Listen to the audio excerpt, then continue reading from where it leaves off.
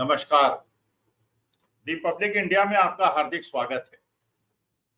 देखिए, जो 4 जून 2024 को चुनाव के निष्कर्ष आएंगे, उसके पहले शेयर मार्केट कुछ इंडिकेशंस दे रहा है। गोल्ड के प्राइसेस कुछ इंडिकेशन दे रहे हैं। अब मैं एक अर्थशास्त्र का छात्र होने के नाते ये इंडिकेशंस आपको बताने की कोशिश करता हूं। देखिए, शेयर मार्केट में जो सेकेंडरी शेयर मार्केट होता है, उसमें किसी भी शेयर मार्केट में पैसा आने के मुख्य 4 स्रोत हैं। एक तो उस देश के छोटे निवेशक, उन्हें आप छोटे निवेशक कहें या चेन्नईस कहें या बड़े निवेशक कहें, एक वर्ग तो वो है जो इंडिविजुअल्स हैं। दूसरा है जो कि म्यूचुअल फंड्स हैं। हम लोग अपना पैसा जब डायरेक्टली नहीं लगा पाते शेयर मार्केट में, तो ये पैसा हम म्यूचुअल फंड्स में पार्क कर देते हैं और म्यूचुअल फंड्स अपने हिसाब से शेयर मार्केट की कंडीशन को देखकर उस पैसे को शेयर्स में लगाते हैं, कौन सा शेयर बढ़ने वाला है, कौन सा घटने वाला है, और उसके अनुसार हमको पैसा मिलता है। क्योंकि हमें खुद जानकारी नहीं होती शेयर मार्केट की, इसलिए आज हिंदुस्तान की बहुत बड़ी जनता, बहुत बड़ा वर्ग खुद पैसा डायरेक्टली न लगा के शेयर मार्केट में, वो म्यूचुअल फंड के माध्यम से पैसा लगाता है। तीसरा बहुत बड़ा वर्ग है जो कि इंडियन इंस्टीट्यूशंस का है, जैसे एलआईसी का है। अब एलआईसी के पास हजारों करोड़ों रुपए हैं। आप लोग एलआईसी कराते हैं, पॉलिसी लेते हैं। अब वो पैसा जो उसके बाद एलआईसी के पास आता है, आखिर उसका वो करे क्या? क्योंकि आपको तो उसको 6-7% का रिटर्न देना है और बाकी आपकी जो इंश्योरेंस है उसको भी करना है। अगर क्लेम आया तो उसका भुगतान करना है। और इसके अलावा लेकिन उस पैसे को बढ़ाना है, पैसा लेके वो बैठ तो सकते नहीं। उस पैसे को बढ़ाने के लिए या तो वो इंटरेस्ट पे उस पैसे को चढ़ाएं या उसको शेयर मार्केट में लगाएं। अगर इंटरेस्ट पे चढ़ाएंगे तो मानी बात है वही इंटरेस्ट मिलेगा 7-8% का, और 6-7% का इंटरेस्ट आपको देना ही देना है, तो उसे कोई खास फायदा नहीं होगा। इसलिए वो अपने पोर्टफोलियो का कुछ पैसा इंटरेस्ट पे चढ़ाते हैं और कुछ पैसा जो है वो शेयर मार्केट पे लगाते हैं। और ये माना जाता है कि ये जो बड़ी बड़ी संस्थाएं हैं, इनके पास रिसर्च स्कॉलर्स हैं, इनके पास शेयर मार्केट के एक्सपर्ट्स हैं, चाहे वो म्यूचुअल फंड्स हों, चाहे वो इंडियन इंस्टीट्यूशंस हों, ये उस रिसर्च के आधार पे ये देखते हैं कौन सा शेयर बढ़ने वाला है, उस शेयर को खरीदें, और कौन सा शेयर घटने वाला है उसको बेचें और मार्केट को बाहर निकल जाएं। इसको हम लोग शेयर मार्केट के लैंग्वेज में कहते हैं अल्फा क्रिएट करना। अल्फा क्रिएट करने का मतलब यह है कि अगर नॉर्मल मार्केट रिटर्न 4% का है और अगर जो जानकार आदमी शेयर मार्केट का है और उसे पता है कि शेयर मार्केट में कब घुसना है और कब निकलना है, या कब निकलना है कब घुसना है, ऐसा व्यक्ति अल्फा क्रिएट करता है। अगर मार्केट का रिटर्न 4% है तो वो 20% भी रिटर्न कर सकता है, अगर वो सही समय पे घुसे और सही समय पर निकले।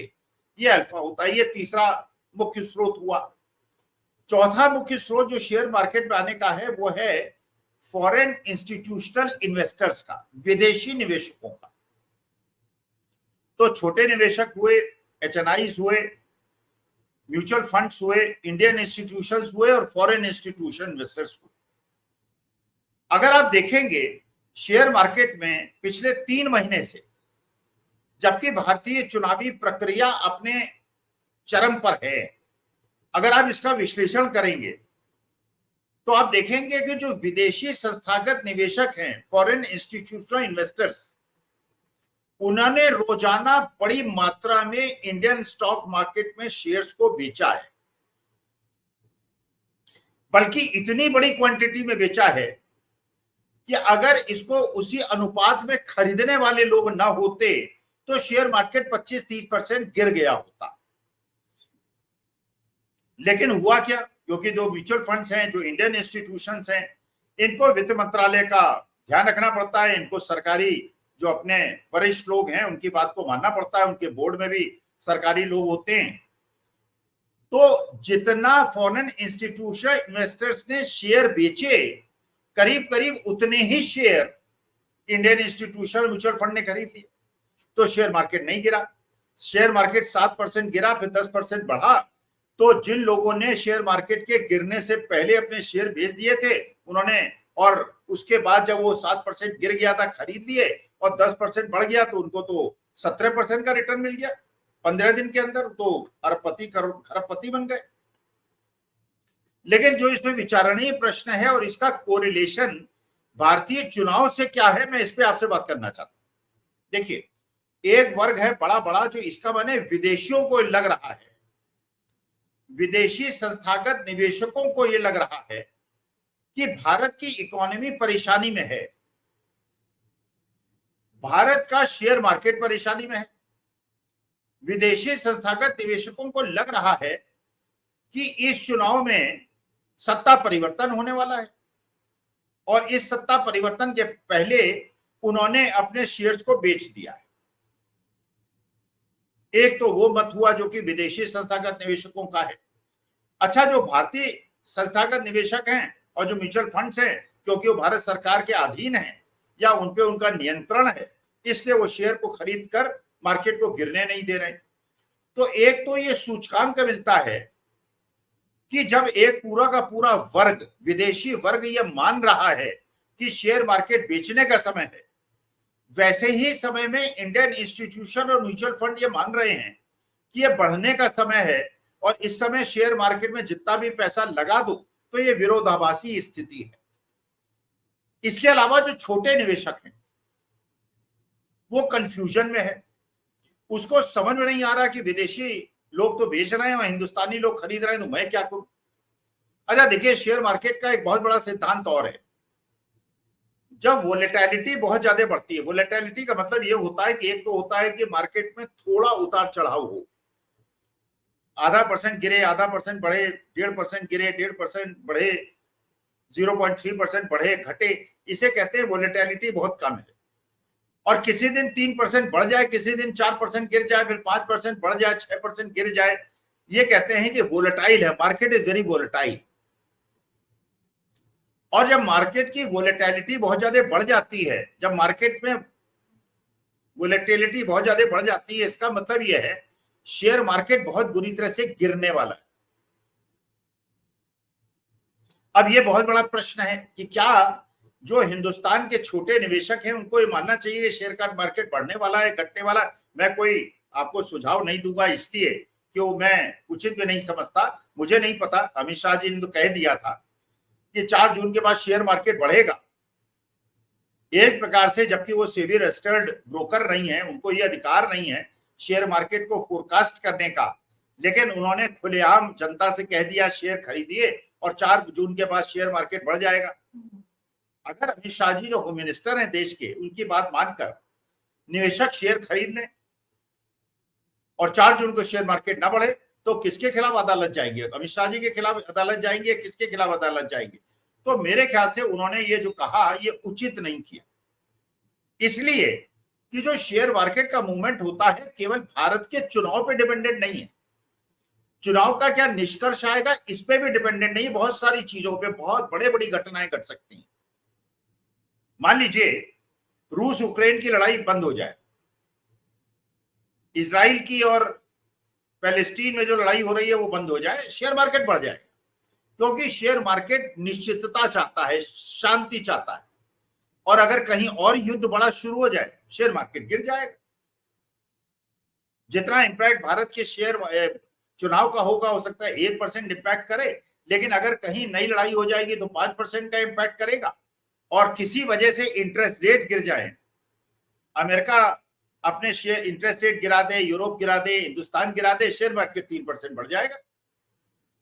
और इंटरेस्ट रेट बढ़ा दे तो शेयर मार्केट 3% गिर जाएगा। तो अमित शाह जी का यह कहना कि शेयर्स खरीद लीजिए और 4 जून के बाद शेयर मार्केट बढ़ जाएगा, मेरे ख्याल से यह अनुपयुक्त है और ये एक प्रकार का सुझाव है जो कि देने से उन्हें बचना चाहिए था, और ये कानूनी रूप से भी उचित नहीं। तो शेयर मार्केट का इंडिकेशन ये दे रहा है कि अगर वो संस्थाएं शेयर मार्केट को खरीद रही हैं जिनकी मजबूरी है कि वो खरीदे, और एक पूरा वर्ग विदेशी संस्थागत निवेशक जिनके पास अच्छे एनालिस्ट हैं, जिनके पास अच्छे शेयर एक्सपर्ट्स हैं, अगर वो थोक में शेयर मार्केट में बेच रहे हैं, तो इसका मतलब यह है कि शेयर मार्केट की स्थिति प्रेडिक्शन करने लायक नहीं।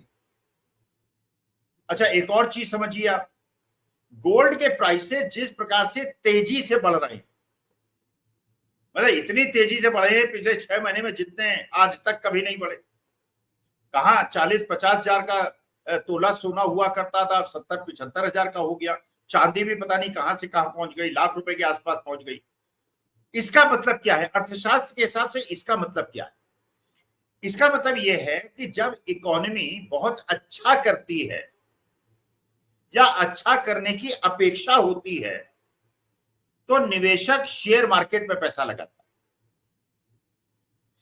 जब इकोनॉमी बहुत अच्छा नहीं करने की संभावना होती है, तो निवेशक गोल्ड में पैसा लगाता है, निवेशक डॉलर में पैसा लगाता है, मतलब डॉलर खरीदता है, डॉलर खरीद के रख लेता है। अब आप पूछेंगे कि साहब डॉलर क्यों खरीदता है, गोल्ड क्यों खरीदता है? गोल्ड और डॉलर इसलिए खरीदता है कि गोल्ड एक प्रकार का सेफ हेवन माना जाता है।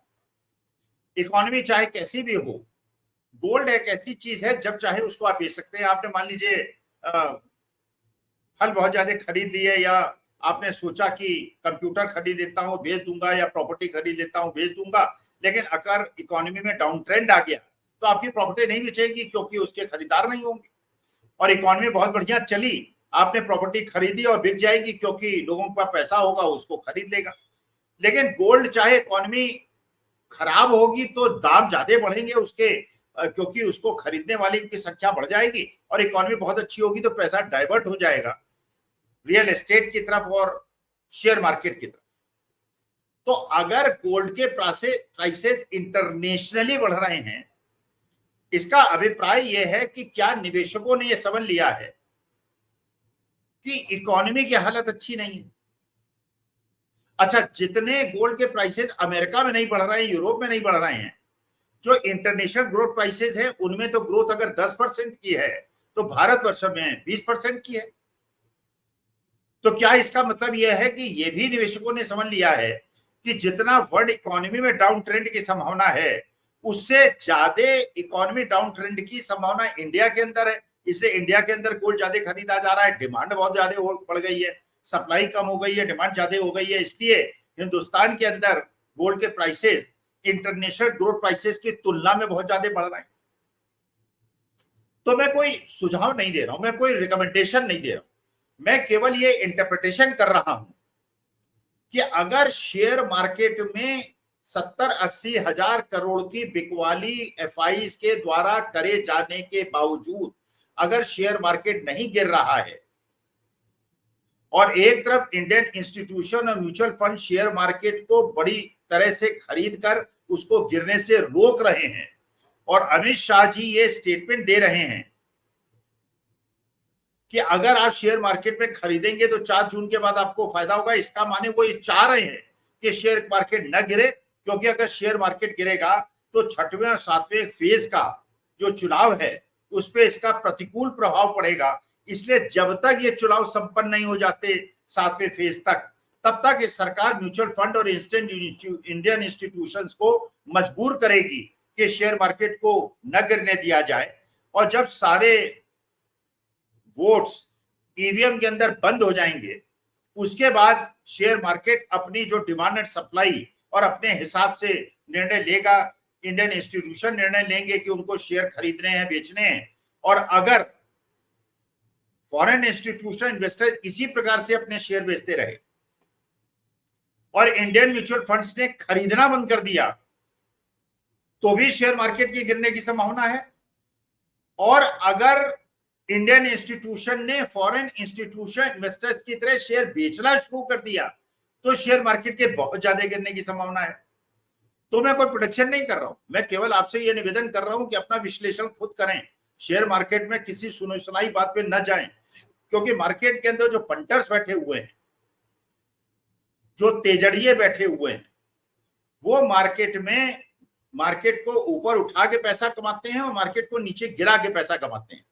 तो मैं इस प्रकार का संकेत आपको कोई नहीं दे रहा हूं, लेकिन मैं केवल आपको इस वीडियो के माध्यम से यह निवेदन करना चाह रहा था कि इसको सुने, समझें, इसका विश्लेषण करें, समझने का प्रयास करें कि शेयर मार्केट में और गोल्ड प्राइसेस में आजकल खेल क्या चल रहा है, और ये क्या खेल में कहीं आप ट्रैप पे तो नहीं आ रहे।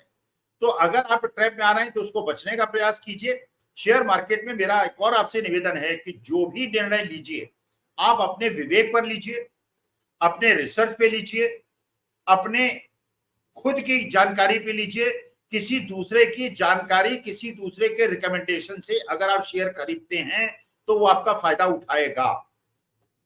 देखिए, ये कहा जाता है कि जिसके पास जो स्टॉक है, मान लीजिए रिलायंस इंडस्ट्री का स्टॉक किसी के पास है, अगर आप उससे पूछेंगे कि रिलायंस इंडस्ट्री ऊपर जाएगा कि नीचे जाएगा, वो कहेगा ऊपर जाएगा। भाई इसीलिए तो उसने रिलायंस इंडस्ट्री के शेयर अपने पास रखे हुए हैं। अगर उसे लगता है नीचे जाने वाला है तो बेच देता हूं। तो वो चाहता है कि रिलायंस इंडस्ट्री के शेयर बढ़े जिससे उसे फायदा हो। अच्छा, जिसके बाद रिलायंस, अच्छा हो सकता है कि इस व्यक्ति को ये पता हो कि रिलायंस इंडस्ट्री के शेयर गिरने वाले हैं, लेकिन क्योंकि उसकी मजबूरी है और वो आज की तारीख में चाहता है कि बढ़ जाए तो मैं बेच दूं, वो ये कहेगा कि शेयर मार्केट रिलायंस इंडस्ट्री का बढ़ेगा। अच्छा, किसी को पता है मान लीजिए एक्स कंपनी के शेयर गिरने वाले हैं, अब वो मानी बात है कि वो चाहेगा कि जब गिर जाए तो मैं खरीदूं, तो वो आपसे कहेगा कि भाई बेचो बेचो बेचो, जिससे कि बेचने की गति बढ़ जाए, जब बहुत ज्यादा नीचे चले जाए, अपने डाउन लेवल पे आ जाए तो उसको खरीद। तो लोग जो ये मंदड़िए और तेजड़िए होते हैं, ये मार्केट में नॉइसेस क्रिएट करते हैं, मार्केट में बिकवाली और खरीदारी को बढ़ावा और घटावा देते हैं और उसके अनुसार पैसा कमाते हैं। इसलिए किसी की बात पे, राय पे न जाकर, आंख मूंद कर किसी की बात पे विश्वास न करके, मार्केट के ट्रेंड को देखते हुए कि मार्केट बहुत ज्यादा बढ़ रहा है, खरीदने की आवश्यकता नहीं है, और मार्केट बहुत ज्यादा गिर रहा है तो बेचने की आवश्यकता नहीं है। अपने विवेक का उपयोग कीजिए, और विवेक का उपयोग करने के बाद जो आपका निर्णय होगा, आपका विवेक का निर्णय होगा, उससे आप शेयर मार्केट के बारे में सीखेंगे भी और अच्छा निर्णय आपका सही होगा। लेकिन सुनी सुनाई बातें पे, पंटर्स पे, चाहे वो मंत्री हो या बहुत बड़ा ब्रोकर हो, उसकी बात पे विश्वास ना करें, अपनी बात पे विश्वास करें। लेकिन शेयर मार्केट की स्थिति मैंने आपको बता दी, गोल्ड के प्राइसेस की स्थिति मैंने आपको बता दी, जिससे लग रहा है कि 4 जून को सत्ता परिवर्तन होने वाला है। ये मेरा निष्कर्ष है। ये निष्कर्ष मैं निकाल सकता हूं कि ये सत्ता परिवर्तन होने वाला है, लेकिन शेयर मार्केट बढ़ेगा या घटेगा ये मैं आपसे कोई नहीं कर रहा हूं, क्योंकि ये मेरे अधिकार क्षेत्र में नहीं आता। नमस्कार, प्रणाम और धन्यवाद।